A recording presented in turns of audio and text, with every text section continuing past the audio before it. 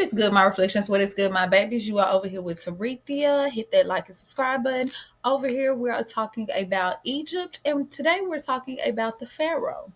Who is the Pharaoh and what was his importance in Egypt? Okay, we talked a lot about the writing systems in Egypt. We talked a lot about the scribes and their importance in Egypt. Now let's talk about the Pharaoh. A lot of people hear the term Pharaoh, but they're not quite sure exactly Pharaoh is, what the Pharaoh was, and his importance throughout the land. Okay, let's discuss it. The Pharaoh, the Lord of the two lands.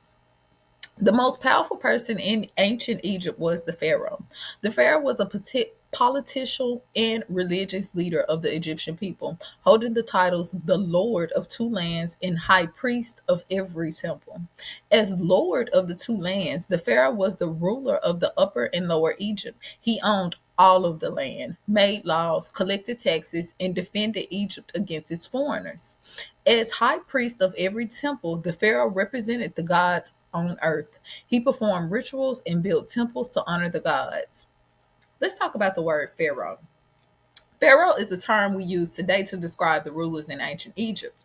But Pharaoh is actually a Greek word that is based on the Egyptian word that is meant great house.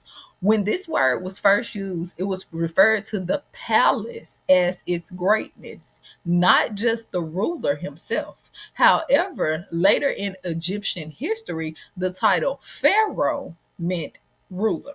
So the Greeks changed Pharaoh to meaning ruler when anciently it meant not just the ruler itself, it meant the palace, the land. Okay. So, with that being said, let's keep it going. And this is actually different pictures of the pharaohs. Okay. Many pharaohs went to war when their land was threatened or when they wanted to control foreign lands. If the pharaoh won the battle, the conquered people had to recognize the Egyptian pharaoh as their ruler and offer him the finest and most valuable goods from their land. Okay, let's talk about a story between the pharaohs.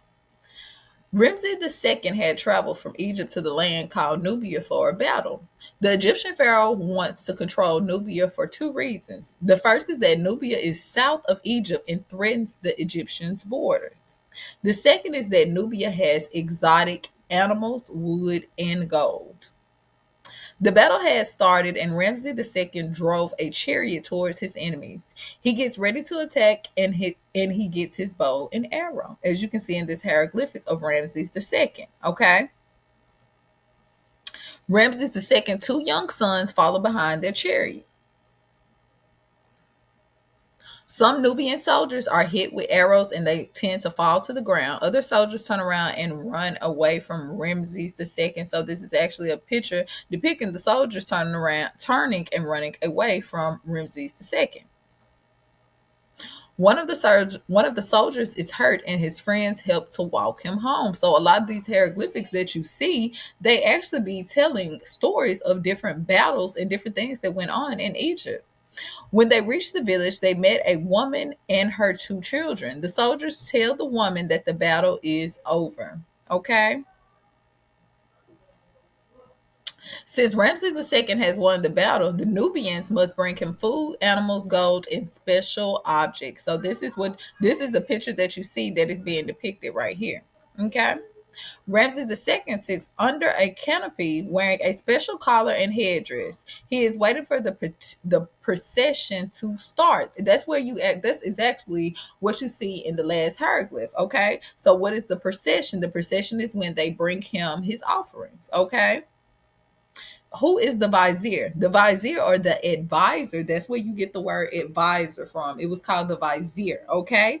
To the pharaoh greets Ramses II in front of his canopy as the procession begins, okay? So this is actually, when you see something like this is actually the vizier, okay? Now we have the procession move slowly, and the Nubians bring all kinds of animals. Okay, so a lot of people will see a hieroglyphic like this. This is them bringing their offerings or their processions. I mean, they're bringing their offerings basically to the king or the pharaoh. Among the animals are leopards, a pair of oxen, a giraffe, a gazelle, and even an ostrich. Okay, remember this land had exotic animals. A group of Nubian soldiers hold up their weapons to show Ramses II that they will not fight again. The lion is the most powerful of all the animals and it pleases Ramses II. So if you would love to please Ramses II, a lion would definitely do the job, okay? And we're talking about the procession, is what they called it. There are piles of ivory, ebony wood, ostrich feathers, fans carefully laid on the ground. So these are just certain things that they would actually bring to the pharaoh. There are also tables to look at high piles of. I'm sorry. There are also tables to look at piled with high ostrich feathers, ostrich eggs, and animal hides in gold. Okay.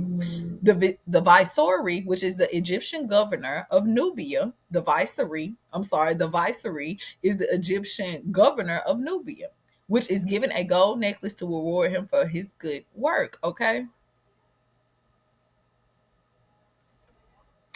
Okay, finally, one of the priests stand near Ramses II. He is glad to see all of the animals and precious objects that have been brought to his father, the Egyptian Pharaoh. Okay, so this is actually a picture right here of the whole procession, okay, and their offerings that had been brought. Okay, reflection. So I definitely wanted to come and tell you different things about the pharaoh, okay? Because a lot of people hear the term pharaoh and they'll see these particular scenes and they may not even necessarily know what this is telling a story in this hieroglyphic reflection, okay? So this is actually right here. This is called the Bet El Wali cast or the Bet El Wali cast, okay? Which this is a plaster cast of the wall reliefs in a temple that was built by Ramses II, which was originally located in Belt El Wali, which is the modern name for the village near the ancient temple where it was located. Reflection, and that's actually that scene that we just broke down earlier, okay? And this is actually Ramses the second right here, okay, which basically was a ancient pharaoh ruler in Egypt, and he actually ruled for 66 years, okay, from 1279 BC to 1213 BC. Ramses the second is known for building many temples and being a strong military leader. So when you think about Ramses the second, he's known for being a strong military leader, okay. Okay, so what is this? This is the gold collars and the bracelets. Okay, remember this is a actual scene. Okay, so the gold collars and bracelets and rings were given to the pharaoh as gifts. Remember when he conquered the land, they had to give their most valuable goods and their exotic animals. This is what you see from this scene right here. This is closer up.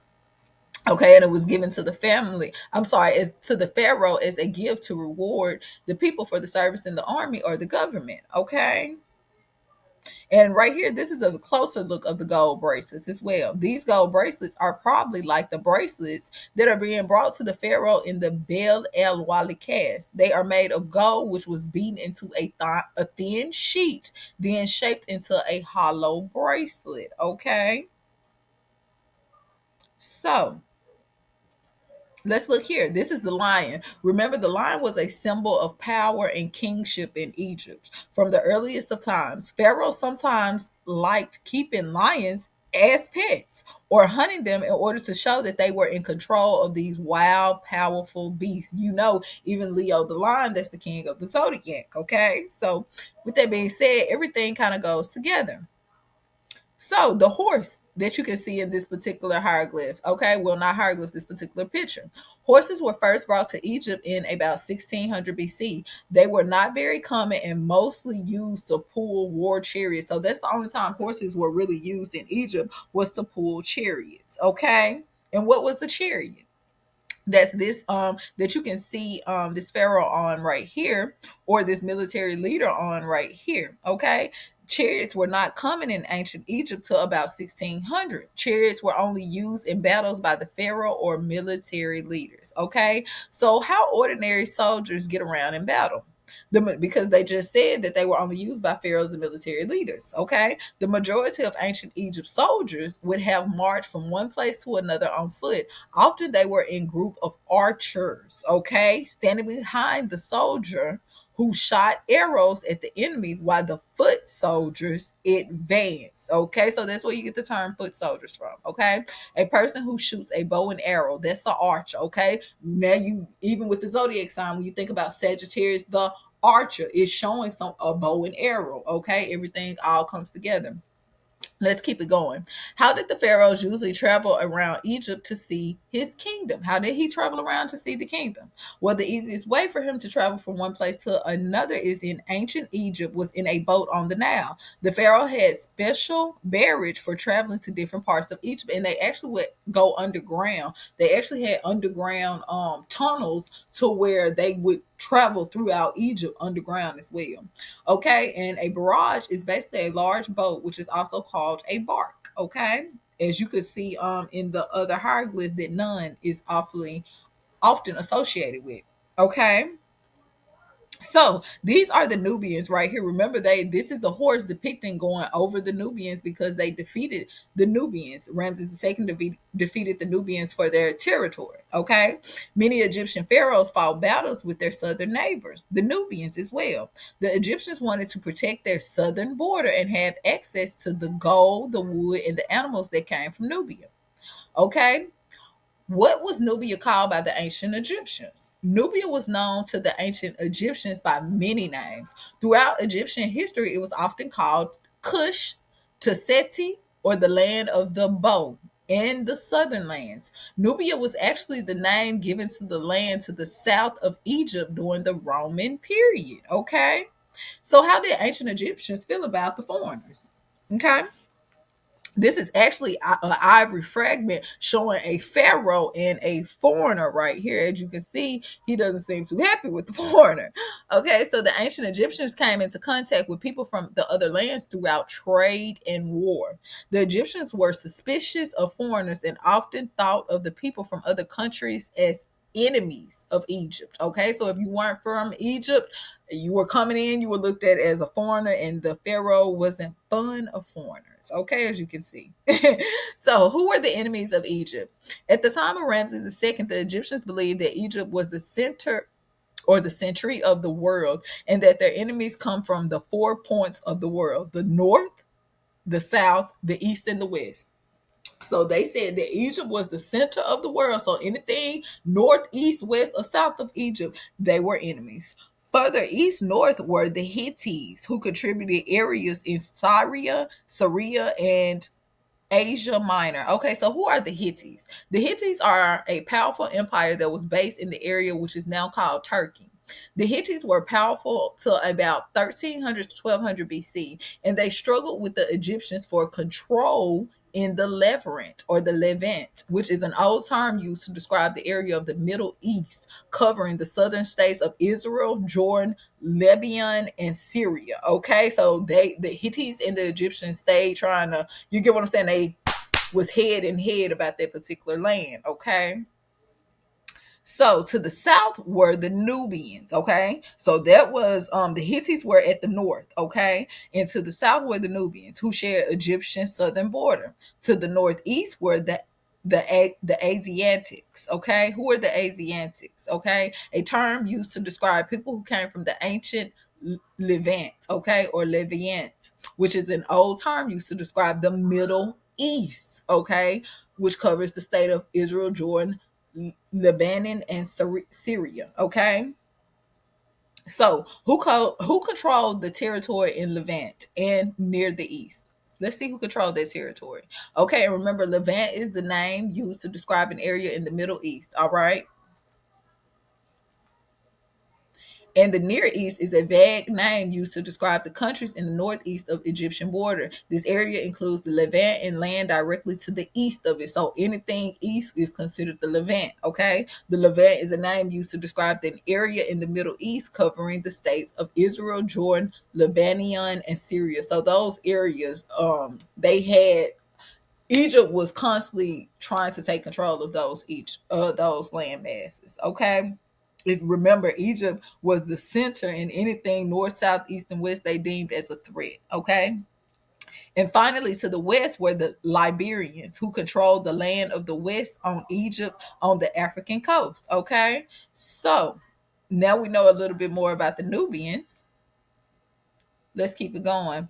Let's talk about damage. The Bel El Wati, I'm sorry, the Beleti El Wali temple is made of sandstone. The stone was easily worn away by the blowing of sand of the desert and the yearly flooding of the Nile. By the early 19th century, when the cast was made, parts of the wall reliefs were already worn away. So it didn't used to look like this reflection. This is the damage that was done to the particular wall. Okay.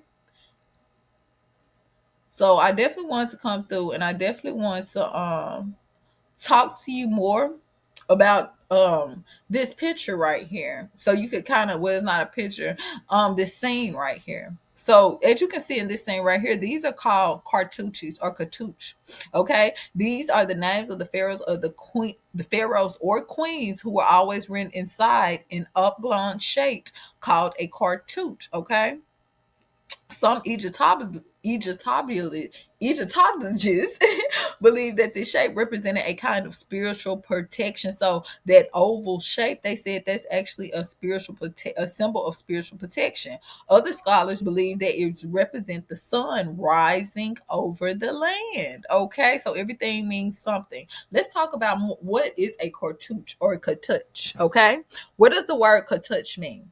Cartouche is actually a French word meaning gun cartridge. When Napoleon soldiers were in Egypt, they nicknamed this shape cartouche because it reminded them of the shape of their gun cartridges or bullets. Okay.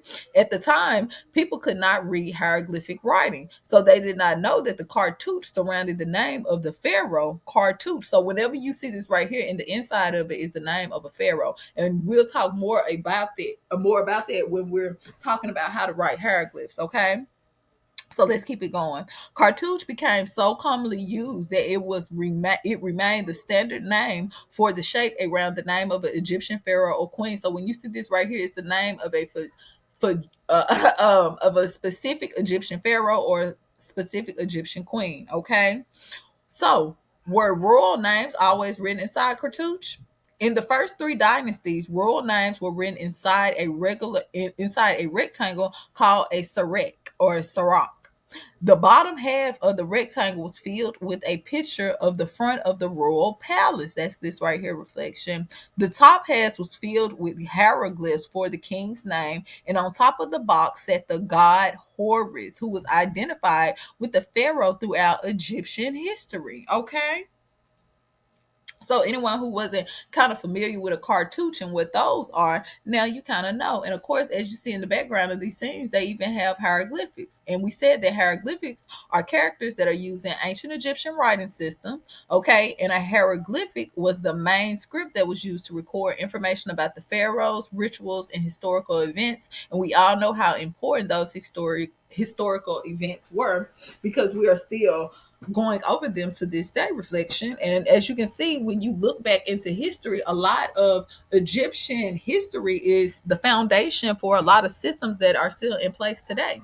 So what is the oxen? Because they said that they would actually bring oxen as well as a offering. Oxen were bought as a tribute to the Egyptian pharaoh from Nubia. They were used in farming and provided for meat for banquets and were sacred to the gods. Their hides were sometimes used for covering shields and furniture. Okay. So they would actually use different animals for different things. Okay. Monkeys were often brought to Egypt as a tribute and trade from other regions in Africa. They were kept as pet by Egyptians who thought they were fun to watch. Okay. This is the bow.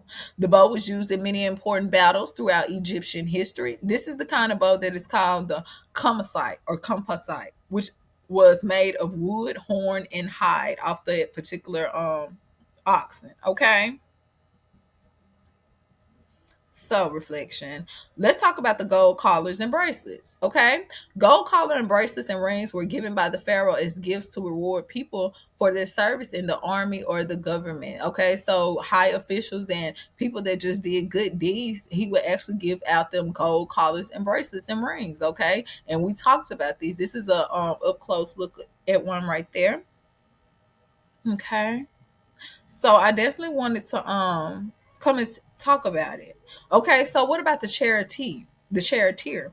In many wall reliefs, chariots are shown driven by charioteers. So when a charioteer is basically someone who drives a chariot, okay? These men drove the chariot so that the archer, in this case, which would be the king's son, could shoot his arrow without worrying about driving the chariot. So the charioteer it's kind of difficult to shoot your arrow and drive at the same time. So that's what the charioteer came in for, okay? So that the archer could aim his shot and not worry about driving. And as you can see in this scene, that's it right there. Okay, so yes, reflection. When you look at Egyptian sceneries, there's a lot to be uncovered, and sometimes it can be very complex. Okay, let's talk about a man here when if Mefer, okay, which was the crown yeah, it's kind of long, which was the crown prince of Egypt. In this case, a man here when if Meph, okay, was the first son of the Pharaoh. He was chosen by the Pharaoh to be the next ruler in Egypt, okay. So, what was the role of the crown prince? Okay. In the wall paintings and reliefs, the crown prince often appears next to or behind the pharaoh. The prince often has a side lock of hair to show that he is young. How can you tell who is the crown prince in a hieroglyph? Okay?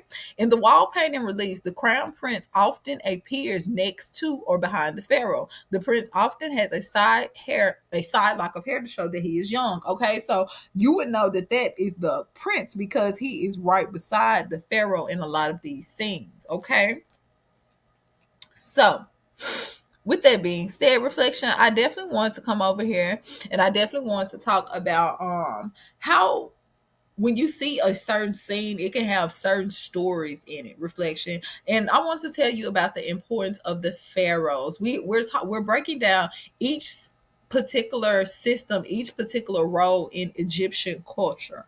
Okay, and it can be very complex. But with that being said, reflection, you are over here with Tarethia. Hit that like and subscribe button because you never know when I may come through with another video. Ashe.